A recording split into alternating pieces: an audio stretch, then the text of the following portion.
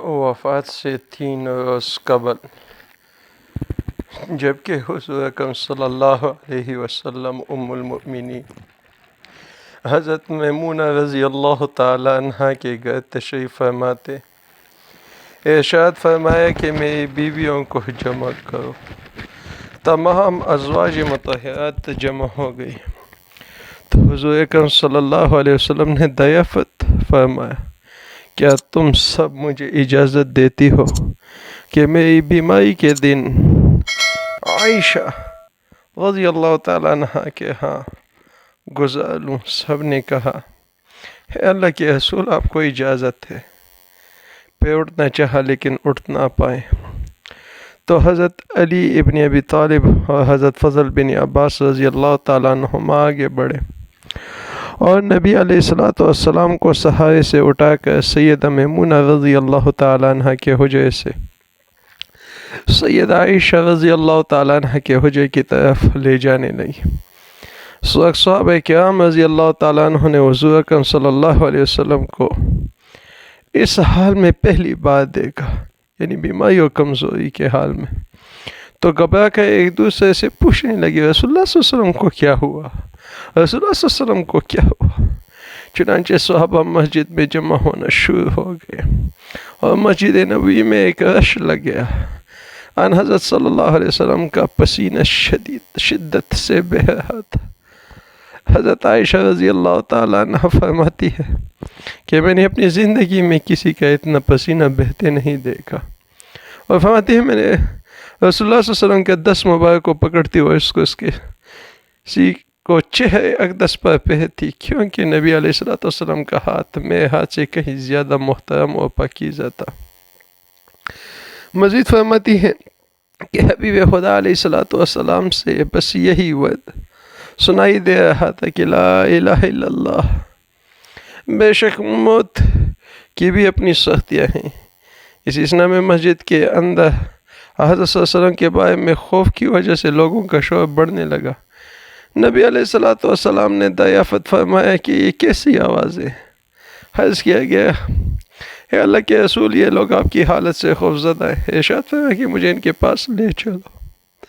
پہ اٹھنے کا ارادہ فرمایا لیکن اٹھ نہ سکے تو آپ صلی اللہ علیہ وسلم پر 7 مشکیزیں پانی کے بہائے گئے، تب کہیں جا کر کچھ افاقہ ہوا تو سہارے سے اٹھا کر ممبر پر لایا گیا۔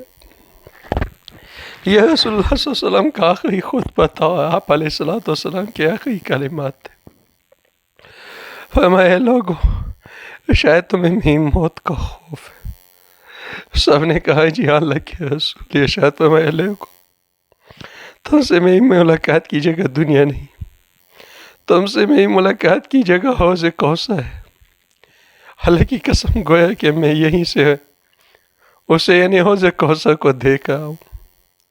ہے لوگوں، مجھے تم پر تنگ دستی کا خوف نہیں، بلکہ مجھے تم پر دنیا کی فراوانی کا خوف ہے کہ تم اس کے معاملے میں ایک دوسرے سے مقابلے میں لگ جاؤ گے جیسے کہ تم سے پہلے امتوں والے لگ گئے تھے، اور یہ دنیا تمہیں بھی ہلاک کر دے گی جیسے انہیں ہلاک کر دیا۔ پھر مزید ارشاد فرمایا، لوگوں، نماز کے معاملے میں اللہ سے ڈرو، نماز کے معاملے میں اللہ سے ڈرو، نماز کے معاملے میں اللہ سے ڈرو۔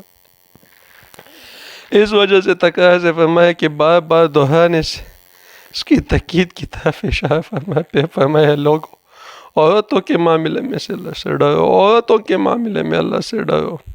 میں تمہیں عورتوں سے نیک سلوک کی وصیت کرتا ہوں۔ مزید فرمایا، لوگوں، ایک بندے کو اللہ نے اختیار دیا کہ دنیا کو چن لے یا اسے چن لے جو اللہ کے پاس ہے، تو اس نے اسے پسند کیا جو اللہ کے پاس ہے۔ اس جملے سے حضور صلی اللہ علیہ وسلم کا مقصد کوئی نہ سمجھا، حالانکہ ان کی اپنی ذات مراد تھی، جبکہ حضرت ابوبکر صدیق رضی اللہ تعالیٰ عنہ وہ تنہا شخص تھے جو اس جملے کو سمجھے اور زار و قطار ہونے لگے اور بلند آواز سے گریہ کرتے ہوئے اٹھ کھڑے ہوئے اور نبی علیہ السلام کی بات قطع کر کے پکارنے لگے، ہمارے باپ دادا آپ پر قربان، ہماری مائیں آپ پر قربان، ہمارے بچے آپ پر قربان، ہمارے مال و دولت آپ پر قربان ہوتے جاتے اور یہی الفاظ کہتے جاتے. صحابہ کرام رضوان اللہ علیہ مجمعین نے گوئی سے حضرت ابوبکر صدیق رضی اللہ عنہ کی طرف دیکھنے لگے کہ انہوں نے نبی کے وسلم کی بات کیسے کرتے. حدیث پر نبی علیہ السلام حضرت ابوبکر صدیق رضی اللہ عنہ کا دفاع ان الفاظ میں فرمایا لوگوں ابوبکر کو چھوڑ دو کہ تم میں سے کوئی نہیں کہ جس نے ہمارے ساتھ کوئی بھلائی کی ہو اور ہم نے اس کا بدلہ نہ دیا ہو سوائے ابوبکر کہ اس کا بدلہ میں نہیں دے سکتا. اس کا بدلہ میں نے اللہ جل شانہ پر چھوڑ دیا. مدینہ نبوی میں کھلنے والے تمام دروازے بند کر دیا جو سوائے ابوبکر کے دروازے کے کہ جو کبھی بند نہ ہوگا. آخر میں اپنی وفات سے قبل مسلمانوں کے لیے آخری دعا کے طور پہ ارشاد فرمایا اللہ تمہیں ٹھکانہ دے، تمہاری حفاظت کرے، تمہاری مدد کرے، تمہاری تائید کرے. اور آخری بات جو ممبر سے اترنے سے پہلے امت کو مخاطب کر کے ارشاد فرمائی وہ یہ کہ اے لوگوں قیامت تک آنے والے میرے ہر ایک امتی کو میرا سلام پہنچا دینا. پیارے حضرت صلی اللہ علیہ وسلم کو دوبارہ سہارے سے اٹھا کر گھر لے جایا گیا. اسی نام میں حضرت عبدالرحمن ابن ابی بکر رضی اللہ تعالیٰ عنہ جو حضرت ام المؤمنین عائشہ صدیقہ رضی اللہ تعالیٰ عنہ کے بھائی بھی ہیں خدمت اقدس میں حاضر ہوئے اور ان کے ہاتھ میں مسواک تھی. نبی اکرم صلی اللہ علیہ وسلم مسواک کو دیکھنے لگے لیکن شدت مرض کی وجہ سے طلب نہ کر پائے. چنانچہ سید عائشہ رضی اللہ تعالیٰ نے حضور اکرم صلی اللہ علیہ وسلم کو دیکھنے سے سمجھ گئی اور انہوں نے حضرت عبدالرحمن رضی اللہ تعالیٰ سے مسواک لے کر نبی اکرم صلی اللہ علیہ وسلم کے دہن مبارک میں رکھ دی لیکن حضور صلی اللہ علیہ وسلم اسے استعمال نہ کر پائے. تو سید عائشہ رضی اللہ تعالیٰ نے حضور اکرم صلی اللہ علیہ وسلم مسواک لے کر اپنے منہ سے نرم کی اور پھر حضور نبی کریم صلی اللہ علیہ وسلم کو لٹا دیے تاکہ دہن مبارک اسے طرح فرماتی ہے آخری چیز جو نبی کریم صلی اللہ علیہ وسلم کے پیٹ میں گئی وہ میرا لغاب تھا اور یہ اللہ تبارک و تعالیٰ کا مجھ پر فضل ہی تھا کہ اس نے وصال سے قبل میرا اور نبی کریم صلی اللہ علیہ وسلم کا لعاب دہن یکجا کر دیا. ام المؤمنین حضرت عائشہ صدیقہ رضی اللہ تعالیٰ مزید ارشاد فرماتے ہیں پیار صلی اللہ علیہ وسلم کی بیٹی لخت جگر خاتون جنت فاطمہ تشریف لائی اور آتے ہی رو پڑی. نبی کریم صلی اللہ علیہ وسلم اٹھ نہ سکے کیونکہ نبی کریم صلی اللہ علیہ وسلم کا معمول تھا کہ جب بھی فاطمہ رضی اللہ تعالیٰ عنہ تشریف لاتی حضور اکرم صلی اللہ علیہ وسلم اٹھ کر اس کا استقبال کرتے اس کے ماتھے پر بوسہ دیتے تھے. حضور صلی اللہ علیہ وسلم نے فرمایا فاطمہ قریب آ جاؤ. پھر حضرت صلی اللہ علیہ وسلم نے ان کے کان میں کوئی بات کہی تو حضرت فاطمہ رضی اللہ عنہ زیادہ رونے لگی. انہیں اس طرح روتا دیکھ کر حضور صلی اللہ علیہ وسلم نے پھر فرمایا فاطمہ قریب آؤ. دوبارہ ان کے کان میں کوئی بات ارشاد فرمائی تو وہ خوش ہونے لگی. ابھی عائشہ صدیقہ رضی اللہ تعالیٰ عنہ فرماتی ہے میں نے ان سے پوچھا کہ اس بات کے لیے ہم بیویوں کے ہوتے ہوئے اور نبی کریم صلی اللہ علیہ وسلم نے آپ کا انتخاب کیا مجھے بتائیں. فرمانے لگی کہ یہ تو نبی کریم صلی اللہ علیہ وسلم کا مجھ پہ راز ہے. یہ تو نبی کریم صلی اللہ علیہ وسلم کا مجھ پہ ساتھ و راز ہے. جب نبی کریم صلی اللہ علیہ وسلم دنیا سے رخصت ہوئے تو ہمیں عائشہ فرماتی ہے کہ میں نے کہا کہ آپ ہماری ماں ہونے کی حیثیت سے میں تم سے پوچھتا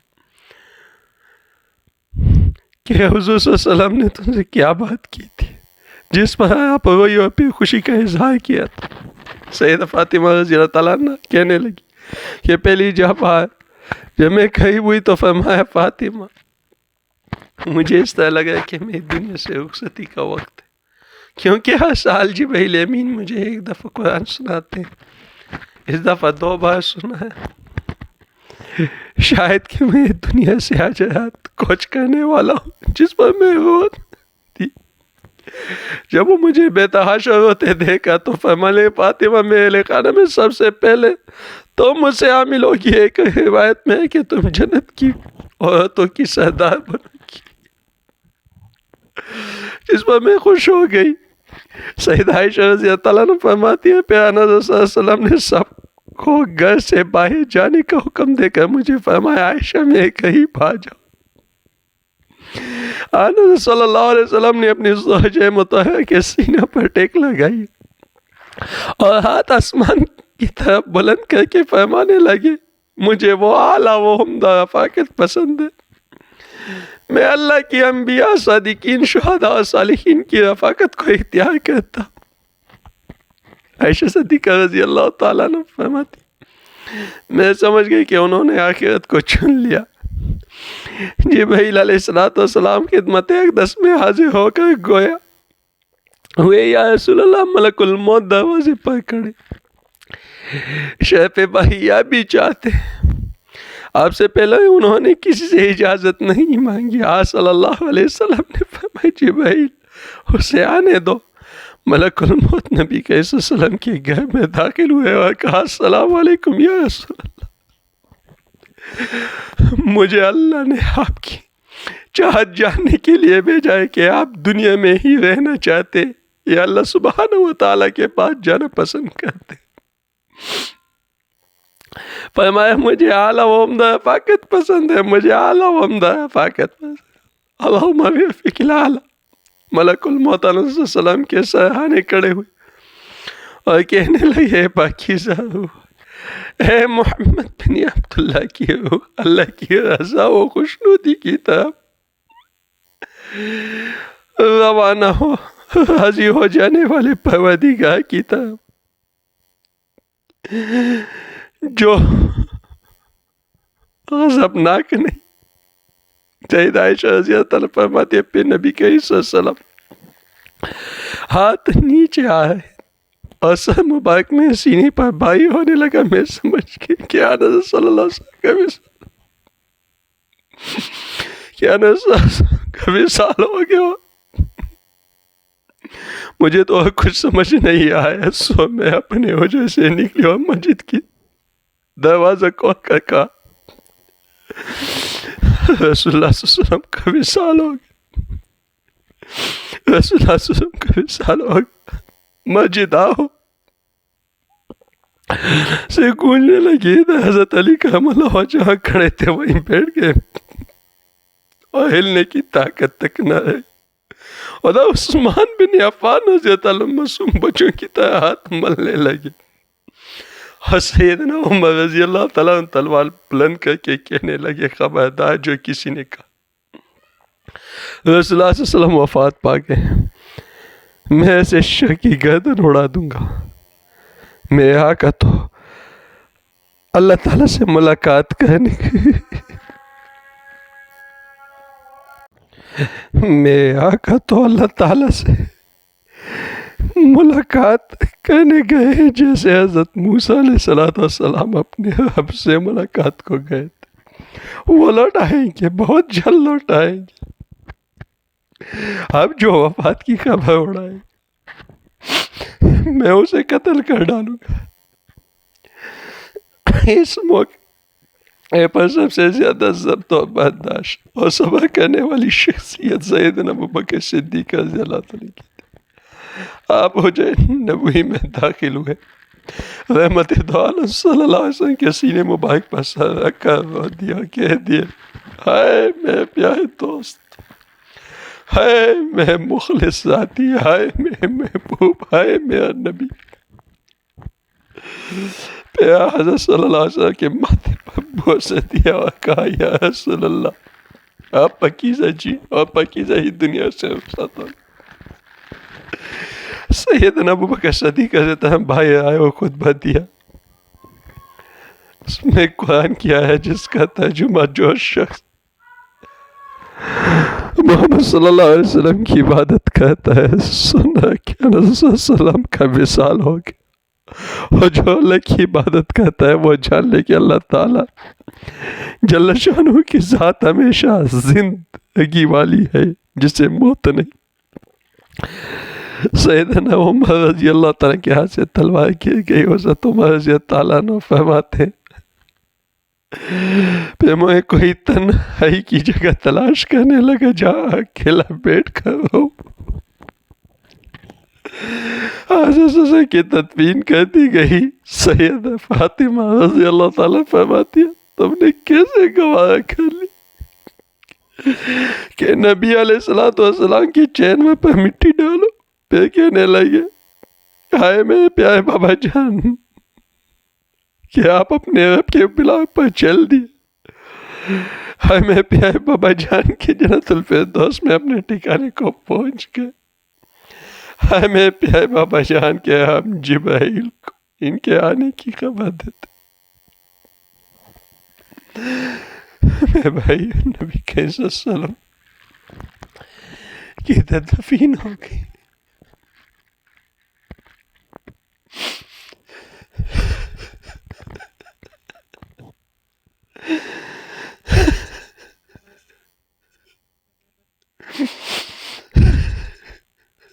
صلی اللہ علیہ وآلہ وسلم۔